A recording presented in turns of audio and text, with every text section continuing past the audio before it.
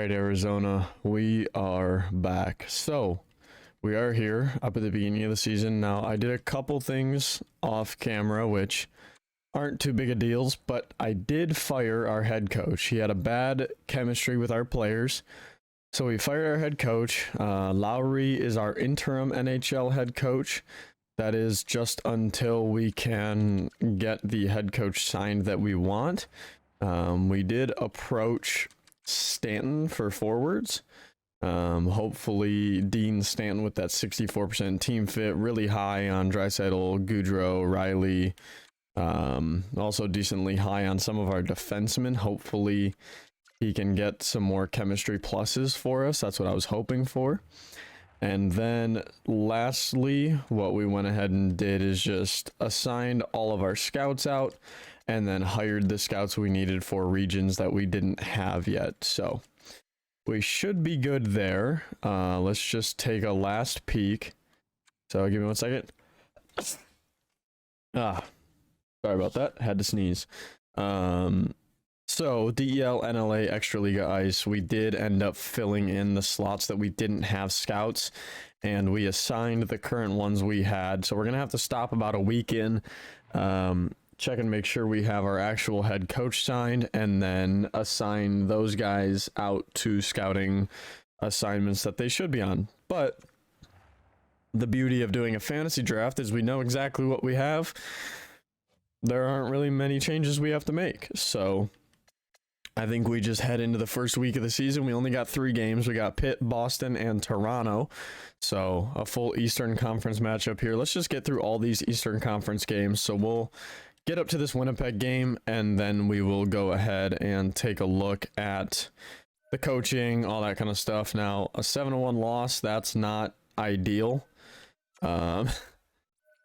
I know our defense is probably a little weaker than our offense, so hopefully that doesn't make a huge problem for us. I tried to get as defensive of bottom 6 forwards as I could to try and make up for that, but we'll see how it's we'll see how that goes. So give me half a second. We're gonna go ahead and just look at coaching staff. We're gonna see, make sure that Stanton's in head coach. So it's okay, so we're good there. But let's go over to scouts really quick, and we do have some scouts here with duplicate regions. So this Hoodler, let's see, Zdenka Hoodler. It looks like I will probably have him in the DEL. Let's see. Yeah, let's go ahead and change region for Hoodler to the DEL. So I did, in my last series, in the Detroit Red Wings series, I did go ahead and turn on the auto scouting. I'm not going to be doing that for this series. I want to scout everything myself, so the recordings might take a little bit longer on my end, but it shouldn't really lengthen them on your end. I'm just going to edit these parts out. Let's just go ahead and sort by region. So we do have, this guy is duplicate, so Kallio, where do I want him? He's currently in the SHL. I'll go ahead and toss him in Allsvenskan. Yep, that works with me. Okay, so Kallio, we're going to change region. We're going to put him over in Allsvenskan. So that's Nordic, I'm pretty sure. Yep, there it is, Allsvenskan. There we go. All right, so let's go ahead and sort by region again. Now we have, so I'm assuming that I want Rennes in USA Central. Yep. All right, so let's go ahead and change Rennes to Central here. North America, we got USA and Central. There we go. All right, confirm that. Go ahead and sort by it again. I noticed by default it seems to toss people in Extraliga. So this guy's already sent out for Extraliga, so we don't need him there. Let's see what we got. So Extraliga, we're looking for NLA and Ice out of these 2 guys. So Bardovich has an A at Ice, so we're going to go ahead and change him there. So let's go ahead and get him over here. There we go, making him travel. And then Hirsch is going to be NLA, hopefully. Yes, okay. So let's go ahead and change region for Hirsch over to NLA. There we go. All right, so we should have no duplicate regions. Now let's just sort it to make sure. Awesome, no duplicate regions. So now for all of these guys, what we can do is we will go ahead and send them out to get their scouting done. We're doing the top 90 like I had said before. Or I actually think I did the scouting off camera, but we're just gonna do potential and comparison for the top 90. We just want to grab their potentials. Everything else can get discovered when you do it this way. So that's why, like, all of the physical, like all of the skills can get uncovered this way if they're scouted properly. If you have a good efficiency and discovery, and if you just look into like this aspect right here. So throughout the years, we're definitely going to try to hire better scouts, but year one, this is pretty much what you get in every single GM mode. So I'm not too concerned about it.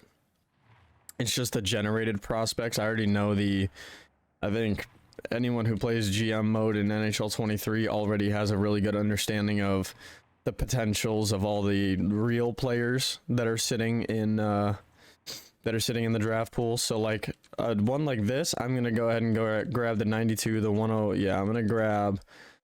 I'll leave Gombach off, but I'm gonna grab up all these guys since I'm gonna do scouting. I think I'm doing one at the beginning of the year, one at January 1st, one at April 1st, and that's how I'm gonna do scouting. So I'm just going to resend them out all at those times, and then I should have a decent amount uncovered. So like if there are players pretty close to 90, I will go ahead and grab them scouted. If it keeps that estimated date return, so bottom right there's an estimated date return of November 26, 2022. If that is before January 1st and there's players close to like 90, I'm going to go ahead and grab those up in these as well, just for those later third round depth picks, everything like that. You can still find some stuff. So it looks like we've got everybody sent out that we need. So let's go ahead, and I think we just continue with some simulation. Now we're 1-1. We did beat Boston 3-2. We did give up 7 goals to Pitt. Let's go ahead and check and see, were those both the starting goalie, or did for some reason the backup goalie get a start on opening day? Let's go ahead and swap over to goalies here. You know, it was both Samsonov, so he just had a really rough opening night, but he should be able to pick it up a little bit, so not too concerned about that.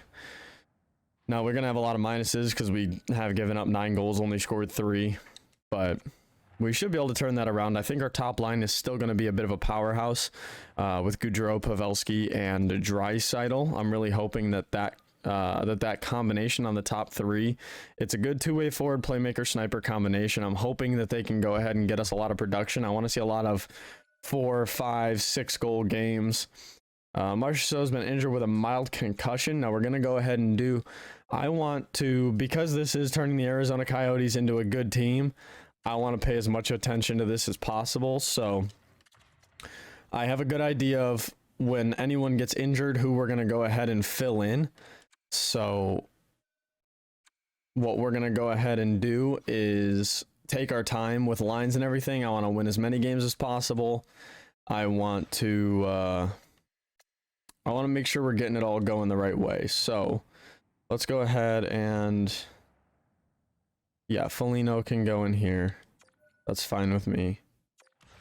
Let's see, we got 4-man power play. We'll go ahead and get Foligno in there. Now, I know the depth is kind of rough, but I feel like that's going to be pretty much the same for every single team.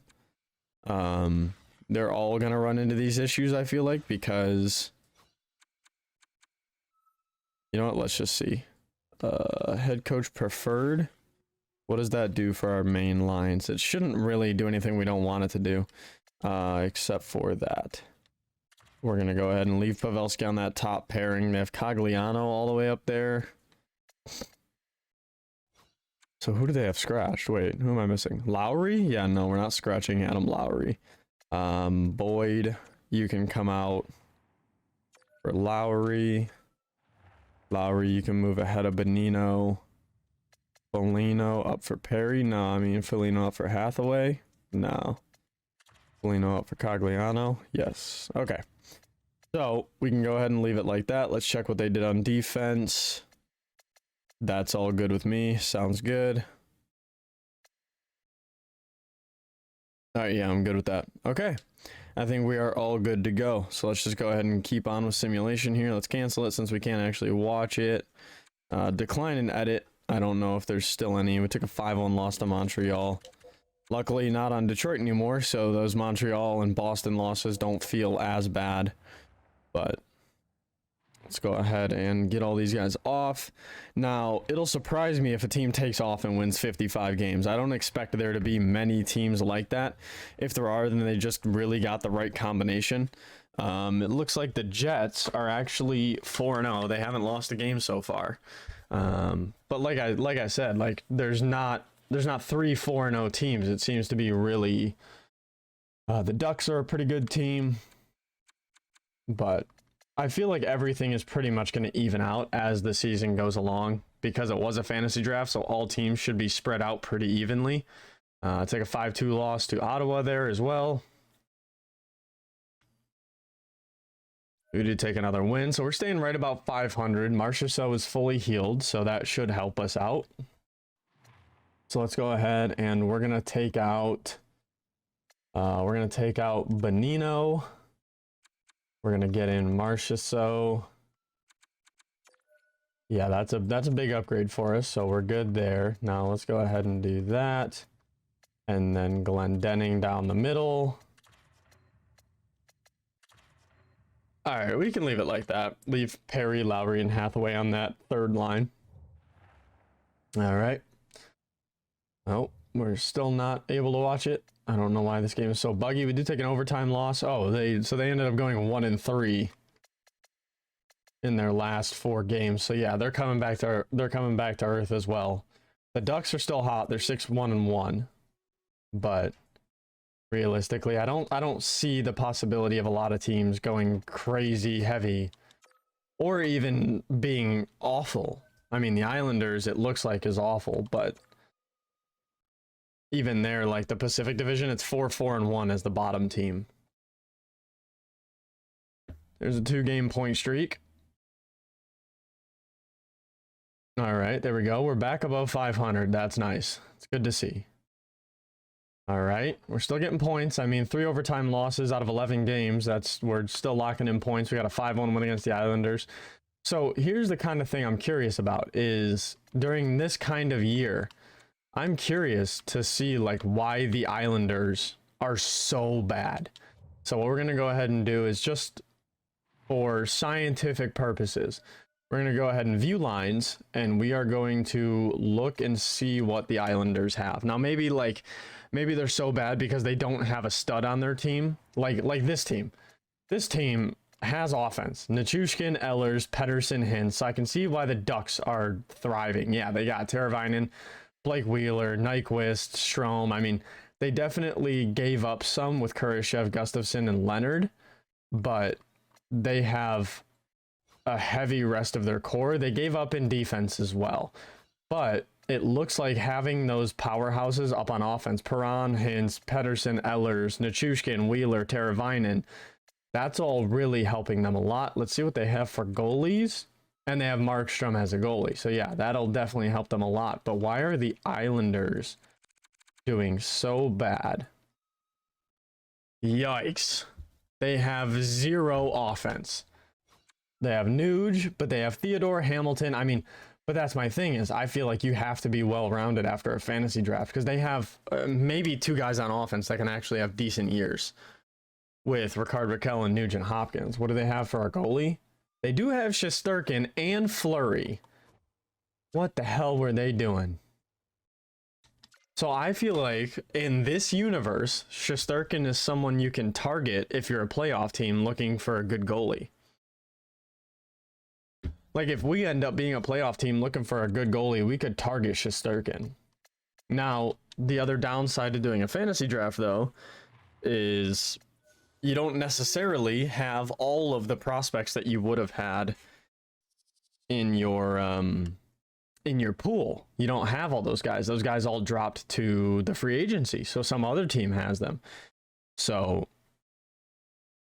you have to, you really have to like realize what you're going for. And for us, our team status is buyer. We have a window right now because we have some older players. We didn't draft completely young with potential. We went and took the players to make it for now. So I would actually be curious on how, if maybe that'll be my next one after this one, is actually stay tuned, because I might do a fantasy draft, but specifically go for a rebuild. Say I'll fantasy draft, my first pick will be like someone 23 or younger with that elite high or elite medium potential. But all right, let's go ahead and get up to the end of November here. Now we do take another win, so we're 2 games above 500. We are sitting in a wild card spot now, but we're only 15 games in, so it's not really too substantial to say that at this point. It's easy to lose 3 games and be back at 500. And Ilya Samsonov had he had a same game injury, and we still won 5-0. So they had a combined shutout, which was pretty nice. Another loss there, but so let's see. I mean, I can easily say to you guys, like, we can easily drop below, but let's see how this team does. I mean, this team might have turned it around from the beginning of the year. It looks like we're scoring goals now. We've scored 4, 5, 3, 4, 6, and then another 3. So we're winning games. We're up to 11, 6, and 3. We're second in the Central Division. Let's see how these points are going. So let's go ahead. Now that we're 20 games in, let's check out points. Leon Draisaitl is 15 goals in 20 games. He is killing it.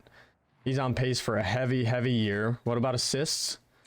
So actually, Pavelski has turned into our main assist man over Johnny Gaudreau, which is interesting. But it does look like that first line is giving up goals somehow, because he's 26 points, but he's only a 0. We got Corey Perry, Rust. So that second line really isn't doing much with Marchessault, Toffoli, and who else is even on that second line? I forgot now. Marchessault, Toffoli, and oh no, I'm a bad GM. Marchessault, Toffoli. I don't even know now. I don't remember who's on that second line. Maybe Foligno? I don't know. But realistically, I mean, we're on the upswing. So let's see. Goalies. Yeah, Samsonov brought it around, and Reimer is actually playing pretty well as a backup. Same save percentage, so not too bad. He's just facing more shots on average, it looks like. Because higher goals against, but same save would mean more shots against on average. So technically more goals given up. But both of them are winning record. 8-4-2 as our starter. That's pretty good. So I'm pretty happy with the way things are sitting right now. I think we just keep it going for a little bit. We'll go ahead and I think get up to January 1st. We'll go ahead and redo the scouting, and then we'll see where we're sitting. So let's see what kind of month we got here. What teams do we need to look out for? Blackhawks, Wild, Stars. Blackhawks, Wild, Stars, Preds. All right, Blackhawks, Wild, Stars, Preds. We don't have any of those games this month, so we're just looking to get points. However we can do it, whether it's 3-point games, whether it's straight wins in regulation, we're just looking to get points. So not too many regulation losses here. Let's say maybe 4 regulation losses this whole month. That would be ideal, is only 4 regulation losses this whole month. Now, I did change my camera angle, so you'll probably be able to see my leg in some of these videos, but I am wearing shorts, so don't ban me, YouTube. This isn't just me in my underwear. I do have shorts on, so we're looking good. We're on a 4-game win streak at least right now, dating back to the 27th, and there we go. The Oilers go ahead and take a game off us. What about Boston? We do come back. We don't get a losing streak there. Okay, now we should win against San Jose, so we can keep those 2 straight losses off the board. Dang. All right, Islanders have been picking it up a little bit. Don't know how. They don't have offense.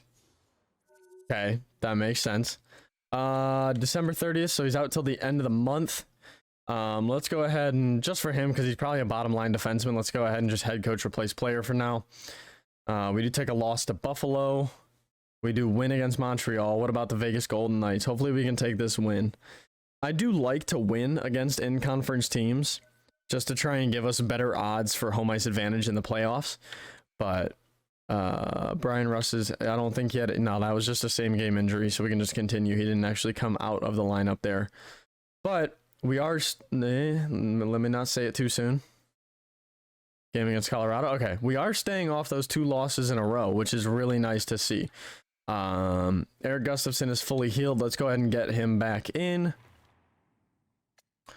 All right, so back on defense. Eric Gustafson, I think he was actually, oh, he was second line. Okay.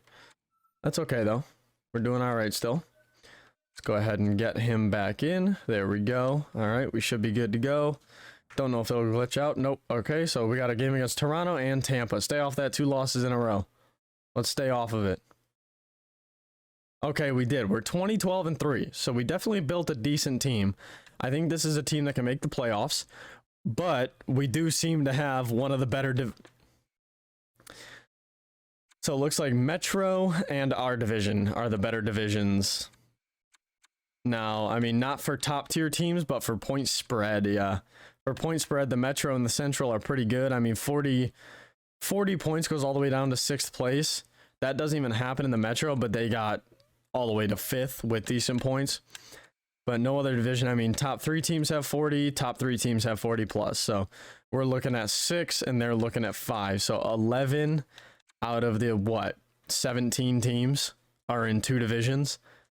So definitely a bit skewed there. But we are up here at January 1st. Let's go ahead and we went through another month. So we'll check out points. We'll see if like Draisaitl slowed down a bit. 23 goals in 35 games. So he's definitely up there. Let's go ahead and what we're going to do is look at league leaders. He's still over a point per game, which is nice. But let's look at league leaders really quick. I do want to see where he's sitting at in the entire NHL for point or for goals. So let's see. We do have a couple above him, it looks like. Yeah, we got Marchand, Pasternak, Malkin, and Kane above him. But Draisaitl still doing really good. Above Ovechkin. I don't even see McDavid anywhere in here. What team is McDavid on? Let's see. Did his career get stunted by a fantasy draft? Where is he?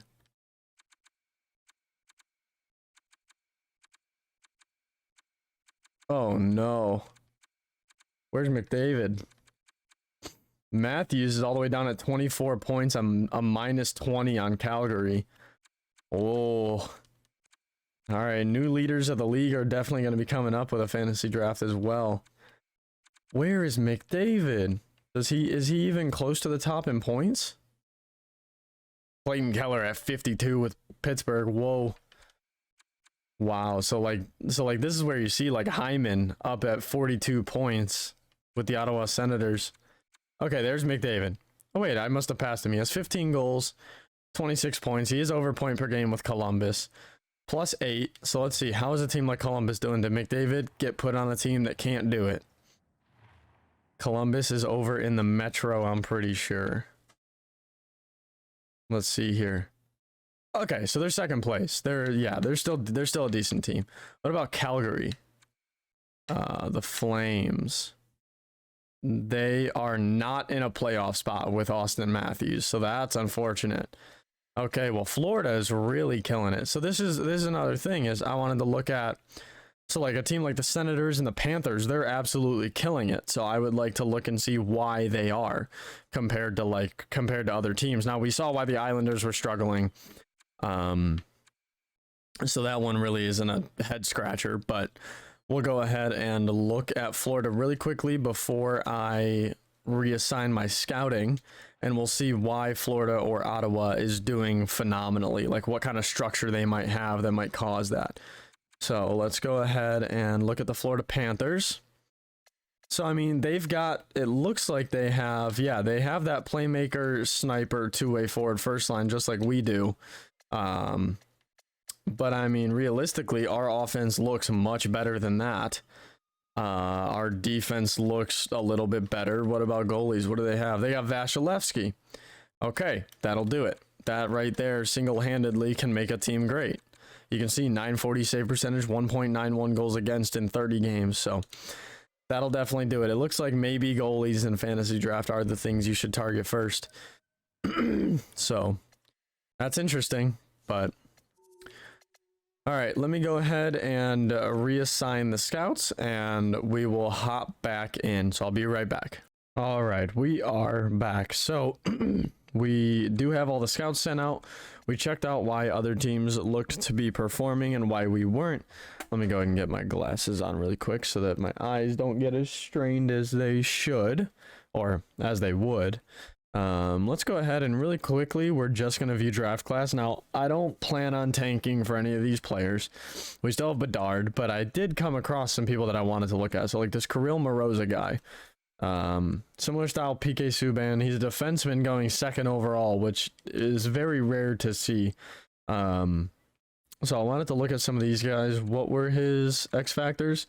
Seeing eye, 1T, heat seeker, and send it. That's a great power play defenseman for the future. Tape to tape and elite edges. Wyatt Mink. He looks like he'll probably be pretty decent. He's got quick pick, elite edges, relentless or guaranteed. Probably has more. Alexander Nichushkin. Guaranteed yoink and relentless. Probably a gold, maybe not. Maybe just like 3 or 4 silvers. Colby Barlow is currently being scouted. Bedard currently being scouted. We know what he's going to turn into, so we don't really have to worry about that there. Dalibor Dvorsky, we know where he sits. Braden Yeager, we know about him. Zach Benson, we know about him. So a lot of guys here we still know about, but Moroza, Carlson, Mink, Nichushkin, those are the generated prospects.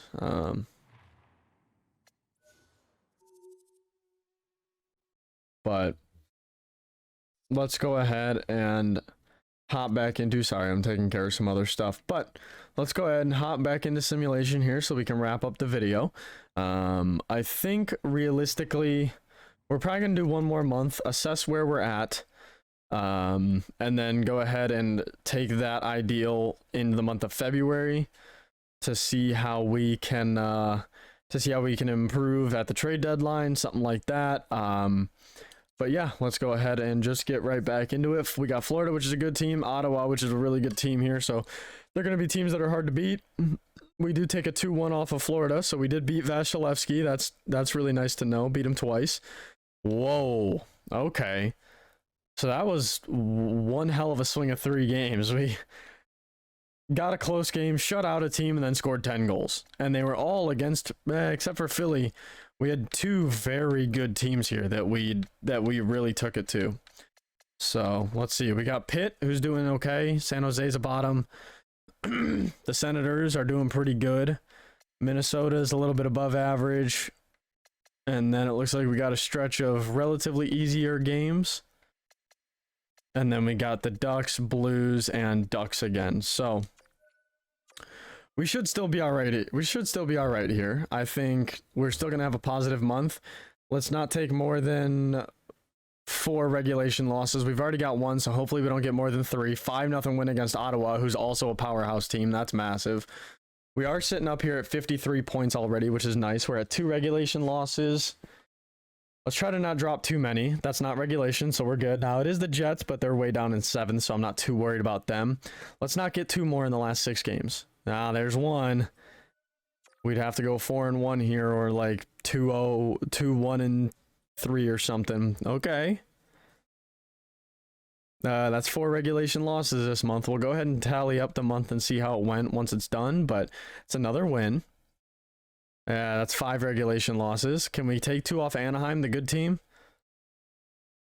Let's take 2. We take 2. So we had 5 regulation losses. Let's see. We were 1, 2, 3, 4, 5, 6, 7, 8, 9. Looked like 9, 5, and 1 that month. So not too bad. I mean, we're 29, 17, and 4. We did have a lot of good teams to play against that month. And we're tied for first place in our division. We do have 2, the Blackhawks do have 2 games in hand, so we're still going to have to go on a bit of a run to hold that. But let's see, we are up here at the All-Star break. We're a little bit above halfway. Let's see how our players are doing. So 64 points on Draisaitl, looking like a 100-point year for him probably.